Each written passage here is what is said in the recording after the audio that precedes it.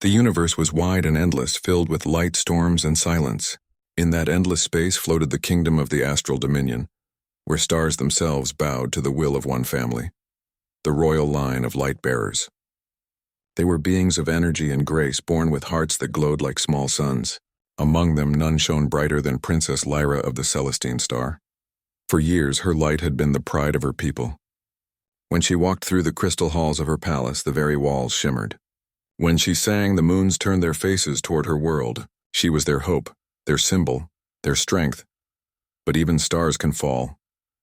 It happened during the Great Collapse, a mysterious storm of dark energy that swept through the astral dominion. Worlds that had glowed for millennia went dark. Fleets vanished. Billions cried out as their light dimmed forever. Lyra had tried to stop it. She had stood on the great balcony of the Star Citadel, her hands raised toward the black storm. But the darkness was stronger. When it was over, her once radiant aura flickered weakly. The light that had once filled cities was now a faint glow around her skin. Her people whispered that she had failed them. The council of elders, cold and heartless, gathered in their marble chamber to pass judgment. "The light is broken," one of them said. "She is unfit to rule," said another. "She carries shame," the third added. Lyra listened, her heart heavy. She did not argue. Deep down, she believed them. Her hands trembled as she looked at her reflection, a pale figure where once there had been brilliance. And so she left. She took a small ship, the Seraphine, and set it to drift among the stars. She didn't care where it went. She didn't care if she ever returned. The silence of space wrapped around her like a shroud. Days turned into weeks. Her ship's energy cores dimmed, and her food rations grew thin. Her once bright eyes now looked hollow and tired. Every time she closed them, she saw the faces of her people, their disappointment, their fading light. She whispered to herself, "I am broken." Her ship drifted toward the edge of known space, where ancient maps marked only one word: ruins. It was there that her sensors detected something strange, a faint power signal coming from a small, dying planet. The readings were weak, almost ghostly, but they spoke of machines, perhaps even life. She hesitated. Then she smiled faintly. Maybe the planet will finish what the Council could not. Her ship entered the thin atmosphere and descended.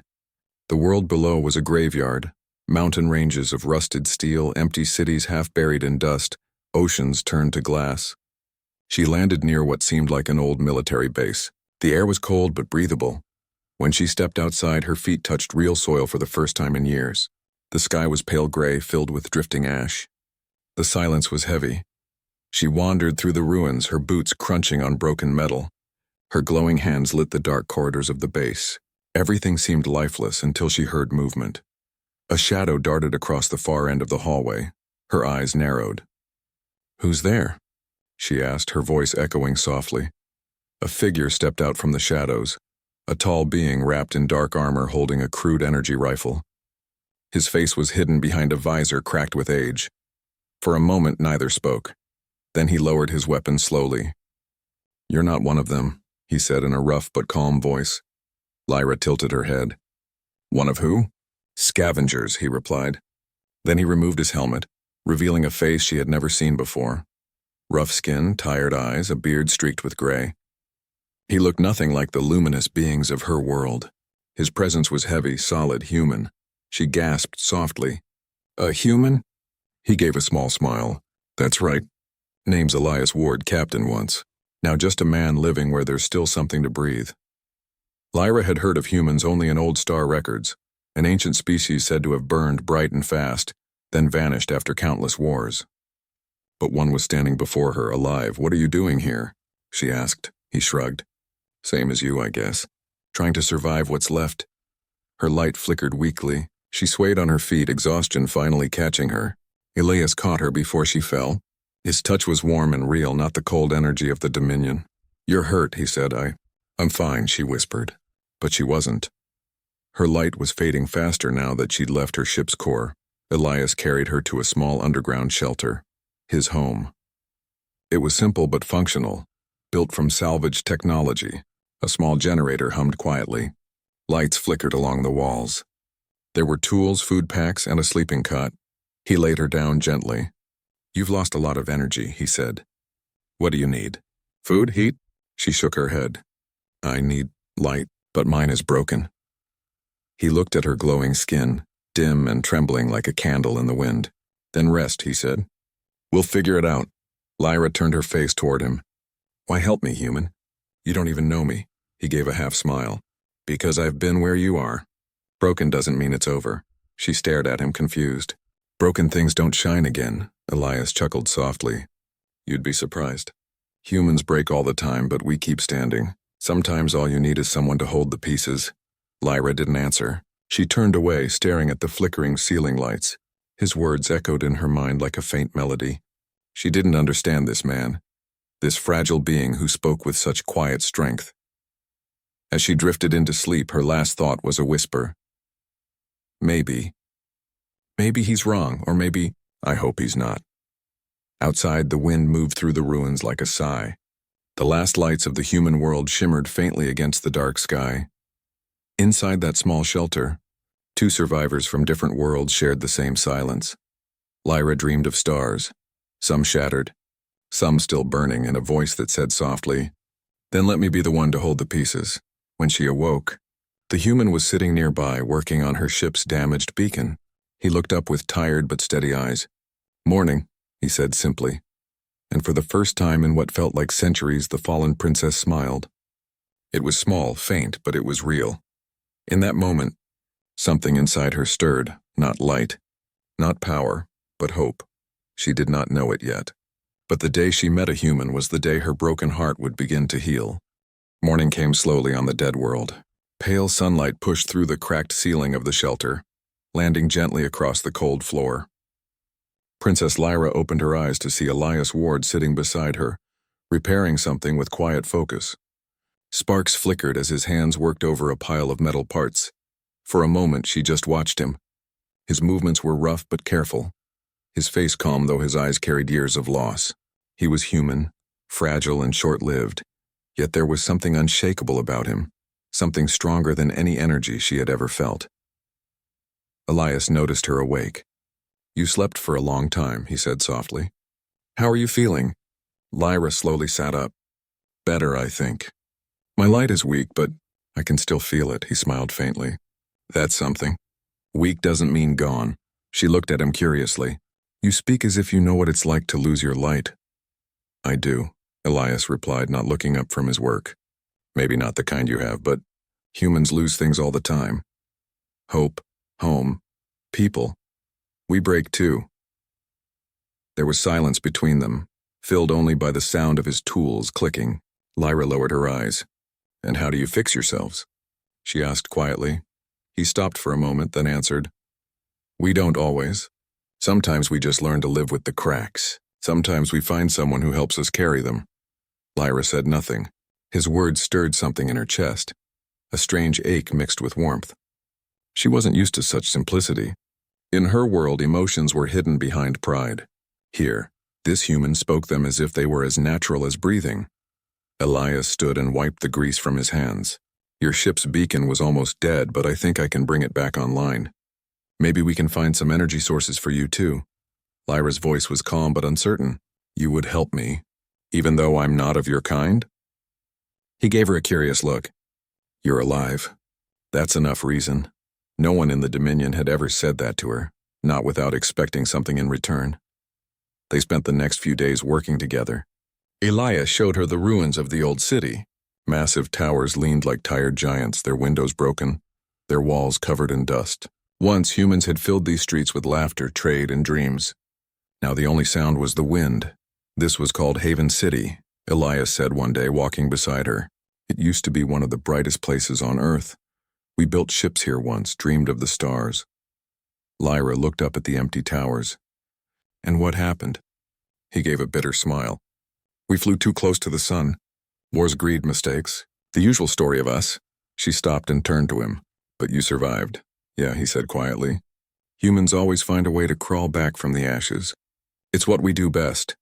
There was admiration in her gaze, though she didn't say it aloud.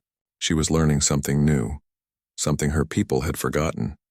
Strength wasn't always about power. Sometimes it was about endurance. That night, they sat by a small fire near the shelter entrance. The flames flickered softly, reflecting in Lyra's pale eyes. She was quieter than usual. Elias noticed. "What's on your mind?" he asked. Lyra hesitated before speaking. "When I was young, my teachers told me that humans were reckless creatures, dangerous, emotional, chaotic. But now that I've met one, I don't understand why they feared you." Elias chuckled. "We can be all those things. But maybe what they feared wasn't our chaos. Maybe they feared our will." She tilted her head. "Your will?" "Yeah, when we fall, we get back up. When we lose everything, we keep going. No empire, no machine, no alien ever understood that about us." Lyra smiled faintly. "And yet, you call yourselves broken." Elias poked the fire with a metal rod. "Broken doesn't mean useless. Sometimes being broken means you've been through something worth surviving." Her gaze softened. "You speak like a philosopher," he grinned.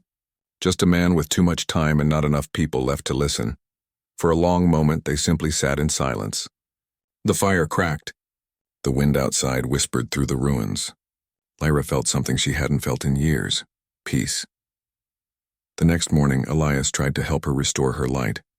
He built a small energy stabilizer from parts scavenged in the ruins. Lyra stood at the center while the machine hummed to life. Sparks of light formed around her, glowing brighter for a moment. Then fading again, Elias frowned. "It's not enough. Maybe the power core's too weak." Lyra sighed, her voice trembling. "It's not the machine. It's me. My light is gone.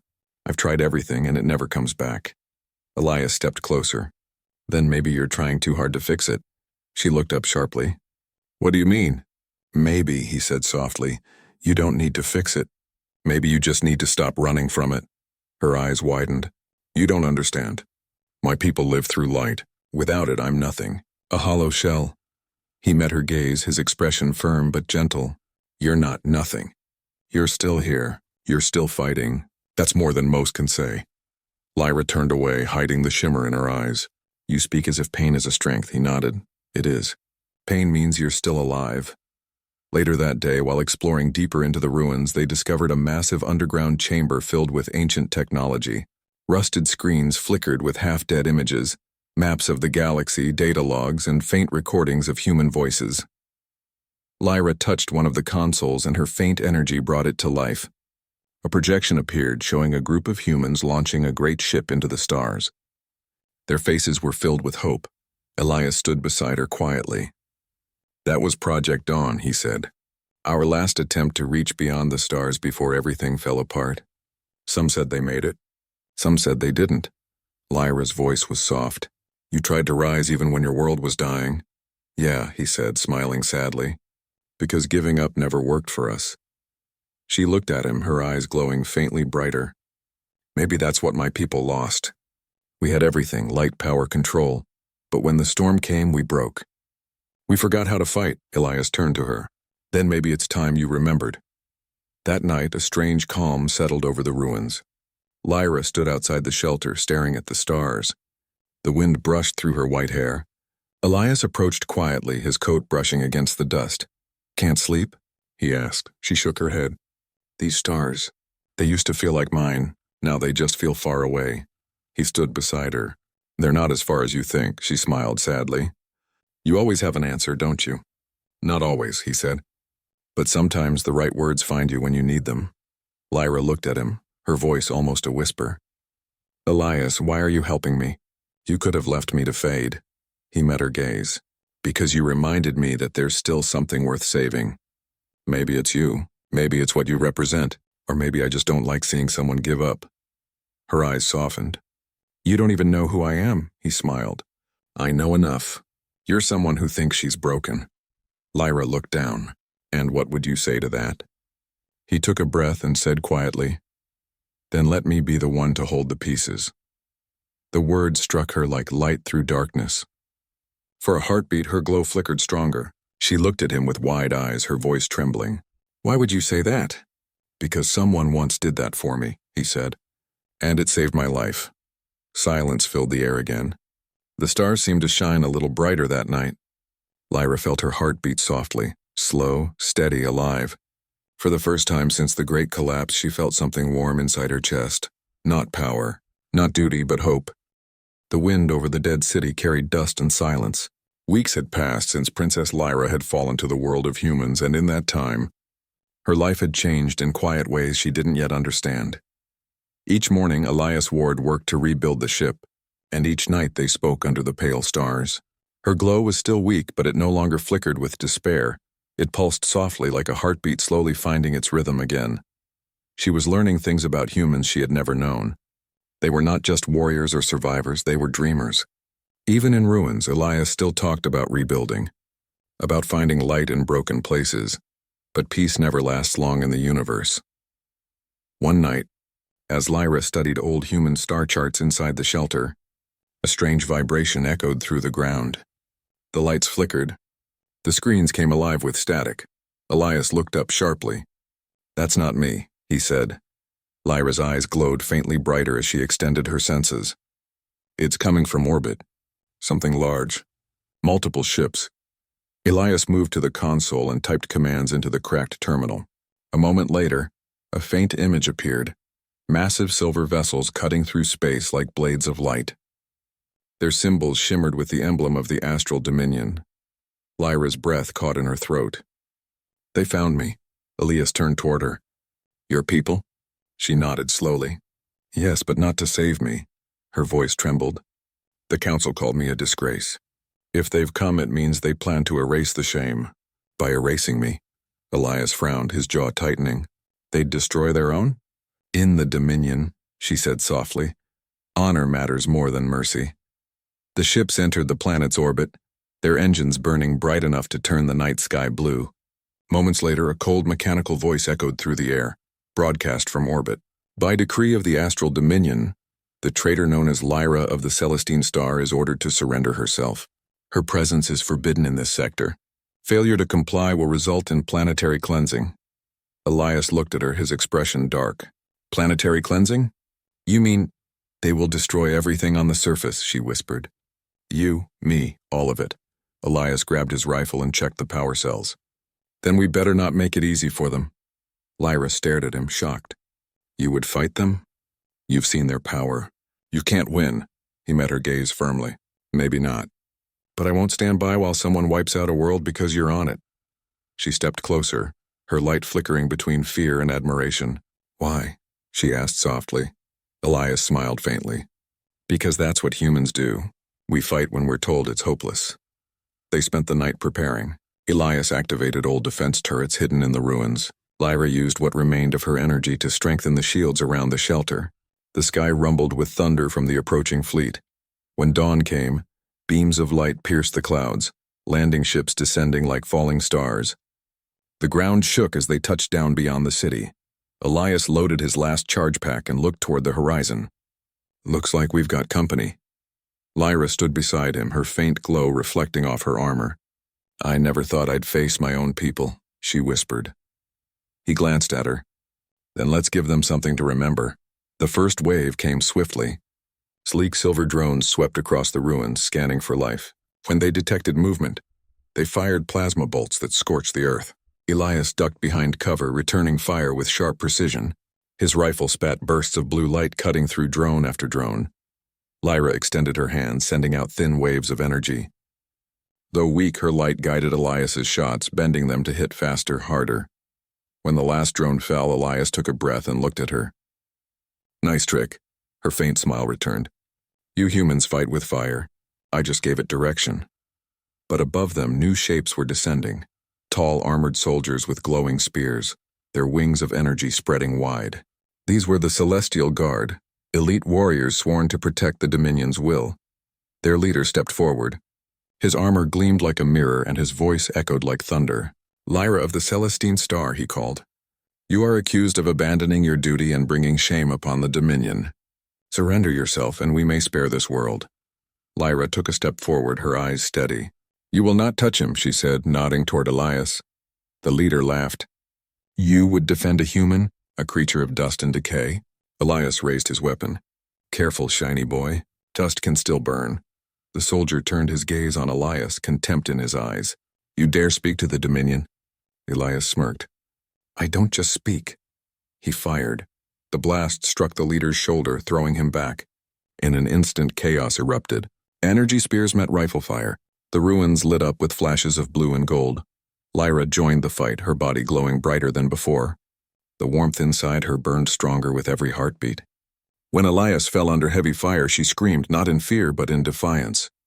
Her light surged outward, forming a radiant barrier that shattered the enemy's advance. For the first time since the Great Collapse, she felt power, not forced, not fragile, but alive. Hours passed. Smoke filled the air. Elias and Lyra fought side by side, covering each other, pushing through exhaustion. Each time Elias stumbled, Lyra caught him. Each time her energy flickered, Elias pulled her to safety. They were a strange pair, a goddess and a mortal, fighting for each other against the stars themselves. When the last of the celestial guard fell, silence returned to the ruins. But victory was short-lived. Above them, the sky opened as the fleet began charging their cleansing weapon. A massive beam of energy started forming, bright enough to blind. Lyra stared upward, her heart pounding. "They will destroy the planet," she said. "I can't stop that much power." Elias looked at her and shook his head. Maybe not alone. He ran toward the base and began connecting wires to the old human reactors buried beneath the city. "We can use the energy cores," he shouted. "Overload them, create a shield." Lyra hesitated. "It could kill us," he smiled. "Yeah, but it might save the planet." She looked at him, torn between fear and faith. "You risk everything for a world that's already dying." Elias turned to her. "A world isn't dead as long as someone's willing to fight for it." His words lit something inside her again. She reached out, placing her glowing hand over his. "Then we fight together." As the Dominion's weapon fired, a beam of pure energy struck the atmosphere. The ground trembled. The air screamed. But from the ruins below, another light rose. A brilliant golden shield formed from both Lyra's power and the old reactors. For a moment, it seemed impossible. The human technology and the astral light fused into one. The beam hit the shield, exploding into 1,000 fragments of light that scattered across the sky. The planet shook, but it survived. When the light faded, Elias fell to his knees, exhausted. Lyra collapsed beside him, her glow dim but steady. He looked at her, breathing hard. "Still think you're broken?" She gave a tired smile. "Maybe. Not as much as before." Above them, the Dominion fleet began to retreat. Their leader, wounded and shamed, ordered withdrawal. The Council's judgment had failed. As the last ship disappeared into the stars, Elias turned to Lyra. "What now?" She looked at the horizon where the first rays of dawn touched the ruined city. "Now," she said softly, "we rebuild, like humans do." Elias smiled faintly. "You're learning fast." She glanced at him, her voice gentle. "And I have a good teacher." They sat together in silence as the morning light grew stronger. For the first time in ages, Lyra didn't see the light as something she had lost. She saw it as something shared, something alive inside them both and far above. Among the stars, the astral dominion trembled, not from fear of war, but from the rise of something they had long forgotten, the strength of the human heart. The world was quiet after the battle. The sky was streaked with pale colors of dawn, and the air carried the soft hum of energy left behind from the great shield that had saved the planet. The ruins of Haven City still smoked, but there was life again, small lights flickering where machines began to restart. Princess Lyra and Elias Ward stood on a broken tower, overlooking what was left of the city. Neither spoke for a while. They just breathed, watching the sun rise through the mist. Lyra's glow was faint but steady now. She could feel warmth moving through her again. It wasn't the same as before, it was something deeper, quieter, more human. Elias broke the silence. "You did it. You stopped them." Lyra turned to him. "No, we did. I had the light, but you gave it reason to burn again." He smiled faintly. "Maybe. But it was your heart that saved us." She looked down at the ruins, her eyes soft. "My heart was once only a symbol. I was trained to shine, not to feel, but now I understand why the light matters. It's not for power, it's for life." They returned to the shelter, exhausted but calm. Elias worked on repairing the generators while Lyra helped clean and organize the space. Every small task, every quiet word between them felt strangely comforting. That night, Lyra sat beside the fire again. Her eyes reflected the flames, golden and alive. "Elias," she said quietly, "why did your people stop reaching for the stars?" He looked up from the metal parts in his hands. "We didn't stop," he said slowly. We just lost faith in ourselves. We built weapons instead of ships. We fought for land when we should have been fighting for the sky. Lyra frowned. But you still survived. He nodded. Barely. Survival isn't the same as living. She tilted her head. And now? Do you still want to reach the stars? Elias chuckled softly. I think I already have, Lyra blinked. What do you mean? He gave her a small, kind smile. You fell from the stars, remember? Her cheeks glowed faintly brighter. For a being made of light, she suddenly didn't know where to look. In the following days, they began rebuilding parts of the base. Lyra used her power to reactivate dormant systems while Elias repaired the machines. Together, they restored a small energy field to keep the air clean and warm. As they worked, Elias noticed something. Lyra was smiling more often now. Sometimes she laughed softly at his clumsy jokes or hummed melodies in an ancient language while she worked. Her voice filled the ruins with peace. But one morning, while checking the sensors, Elias found something that made his chest tighten. The Dominion fleet was regrouping at the edge of the solar system. They hadn't given up. He showed the readings to Lyra. They're coming back. Her eyes darkened. They won't stop until I'm gone. Then we need to move, Elias said. We'll find a way off this planet. She shook her head. No, if we run, they'll follow. They'll destroy every world I step on. I can't let that happen. He stared at her, disbelief in his voice. You can't fight a whole fleet, Lyra.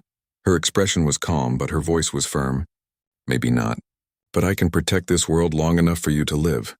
Elias grabbed her arm. Don't you dare talk like that. I didn't help you just to watch you throw yourself away. Her glow flickered. Elias, my people will never stop hunting me. You don't understand what the Council fears. I am proof that their perfection is a lie. I broke and yet I live, he met her eyes. Then make them see. Don't die for them, show them you're stronger than their fear. For a long moment she said nothing. Then slowly a small smile formed. You always find a way to make impossible things sound possible. He grinned. That's the human way. That night Lyra stood outside looking at the stars. The cold wind wrapped around her silver hair. She raised her hands and her light glowed brighter than ever before. Elias stepped beside her. What are you doing? I'm calling them, she said softly. Not to fight, but to talk. A beam of light rose from her body, reaching beyond the clouds into space. Her voice carried through it, clear and strong. This is Lyra of the Celestine Star. To the Dominion Council, to my people, hear me. You sent me away because I was broken, because I failed to be perfect. But I have learned that perfection is not strength. Strength is standing again when you have fallen. Strength is light shared, not hoarded. I found that truth on a dying world, beside a human who should have hated me but instead showed me kindness. If this is shame, then I will wear it with pride. Her words echoed through the stars. For a moment there was silence. Then the beam faded. Elias looked at her. You think they'll listen? She shook her head. No, but maybe they'll remember. He sighed. You're brave, Lyra. She smiled faintly. No, I just stopped being afraid. Days passed. The Dominion fleet did not attack. Instead, a single small ship broke away and descended toward the planet. Elias and Lyra watched from the tower as it landed. When the doors opened, a familiar figure stepped out. Commander Saris, Lyra's former guardian, his expression cold but uncertain. Princess, he said formally, you have caused great disturbance in the council. Lyra faced him calmly. Then let them be disturbed. Saris hesitated. His gaze moved to Elias, then back to her. They sent me to take you back, or end your exile. But I see you've changed, she nodded. I have. I found what the Dominion lost, and what is that? She looked at Elias, then back at Saris. A heart. The commander's hard expression softened for the first time. Then maybe. You found something greater than light. He reached into his armor and handed her a small crystal, a beacon of command. If you ever wish to return, this will open the path. The council may not understand you now, but some of us will try. Lyra accepted it silently. Saris turned and left, his ship vanishing into the clouds. Elias watched her confused. So, what does this mean? Lyra smiled softly. It means we're not alone anymore. That night she sat beside Elias by the fire again. The stars above looked brighter than ever. You changed them, he said. She shook her head. No, we did. He leaned back, staring at the sky. I never thought I'd see the day a human and a star princess stopped a war. Lyra laughed softly. Neither did I. There was quiet between them. The fire crackled. The air was warm. Lyra looked at Elias and said, "You once told me broken doesn't mean the end." "You were right. Sometimes broken things become stronger when they're held with care." He turned to her, his voice gentle, "And sometimes light shines brighter through the cracks." She smiled, her glow shimmering like morning sunlight. "Elias, you held the pieces. You made me whole." He met her gaze, warmth in his eyes. "No, Lyra, you did that yourself. I just reminded you who you were. For a long time." They simply sat together, two lights, one human, one celestial, sharing the same quiet universe. Far above, the stars burned brighter, as if the heavens themselves were listening. Somewhere deep in space, the council watched and wondered. Perhaps for the first time in centuries, they began to understand what it meant to be human. To fall, to rise, to feel. And on the broken world below, Lyra finally knew what her light was for. Not for power, not for rule, but for love, for hope, for healing. Her heart was no longer broken. It was whole. And it glowed not just for herself, but for all who had forgotten how to shine. The planet breathed again. After the Dominion fleet had retreated, Haven City began to stir. Small machines whirred in the streets. Dust and ash were cleared by automated cleaners. The once dead city was awakening, slowly but surely. Princess Lyra stood atop the tallest tower, watching the first signs of life return. Her glow, once dim and fractured, now shone steadily, a warm light that filled her entire being. She looked over the ruins, over the humans who survived, and over the man who had changed everything. Elias Ward was below, guiding a small team of humans repairing a generator. He looked up at her, shielding his eyes from the weak sunlight. When their eyes met, he smiled, and she felt a warmth that no energy crystal could have given her. The world had been broken, and now it was healing. Days passed with preparation and planning. Lyra and Elias worked to restore the base fully. With her guidance and his ingenuity, they created sustainable energy, clean water systems, and communication links to nearby planets. Every small victory built hope.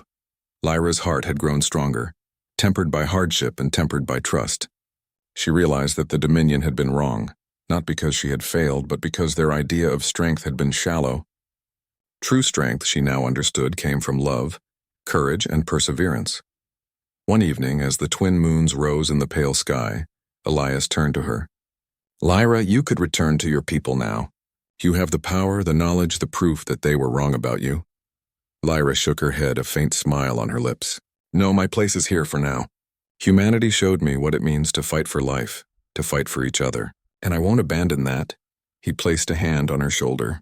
"Then we make our home here, together." Her glow brightened at his words. It wasn't just light anymore. It was a feeling of belonging, of purpose, and of hope. Weeks later, a small ship arrived from the stars, not hostile, but curious. On board were emissaries from the Dominion. The Council had sent a delegation not to punish, but to observe. Lyra met them on the landing platform. "Princess Lyra," said the leader, his voice formal but cautious, "you have survived. You have endured. Your people speak of a miracle."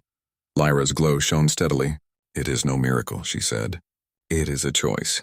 A choice to fight, to care, and to rise even when broken." The delegation watched her, their eyes wide. She looked nothing like the fragile princess they remembered. She radiated strength, not just of light, but of heart. One of the emissaries, a young star-bearer, whispered to another. She's human now in a way." Lyra smiled faintly. "Perhaps that is the way forward. Light and humanity, together." Elias stood beside her quietly, his hand brushing hers. The emissaries noticed the human and the princess together, their bond visible even to those who had never known such connection. The leader stepped forward. "Princess, the Council requests your return. They wish to restore your place in the Dominion." Lyra considered the offer.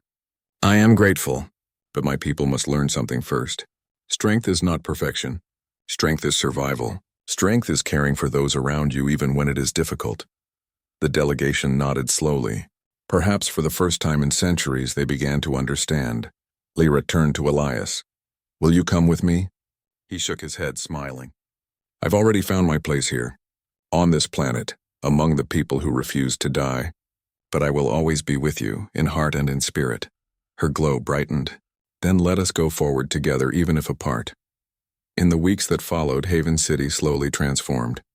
Humans rebuilt, guided by Lyra's wisdom and Elias's ingenuity. They planted gardens, repaired structures, and constructed ships, small ones at first, then larger vessels capable of reaching the stars. Lyra taught them to harness light safely, to create energy without harming the planet. She no longer feared her power. Instead, she channeled it to nurture and protect. Elias worked tirelessly beside them, never claiming credit, always helping, always building. Humanity and starborn light intertwined, creating something the universe had never seen before, a world born from ruins, alive through courage, care, and connection. One quiet evening, Lyra and Elias sat on the highest tower again, looking at the horizon. The stars shone clearly, no longer distant but near, reachable. "You think the Dominion will return?" Elias asked. Lyra nodded slowly. "Perhaps, but it won't matter. They have seen that fear and control do not make a world strong. Only hope and courage do." He looked at her with admiration. "You've changed everything. And yourself." She smiled softly, her glow warm and steady. "Not just me. You held my pieces when I thought they were lost forever. You showed me how to be human, how to be alive." He took her hand in his, feeling the faint warmth of her light. "Then let us continue to hold each other's pieces wherever we go." She leaned closer, resting her head on his shoulder. The glow from her heart spread outward, bathing the tower in soft light. It was not a force of destruction. It was a beacon of hope, a promise to every broken soul that light could be restored. Word of their triumph spread through nearby star systems.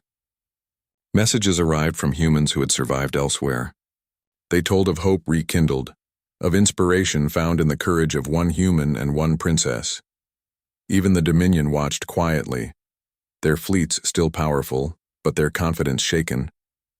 One day emissaries returned, not with weapons but with questions, eager to learn from Lyra's wisdom. She taught them about humanity, about resilience, about courage and heart. Slowly, barriers of pride and fear began to crumble.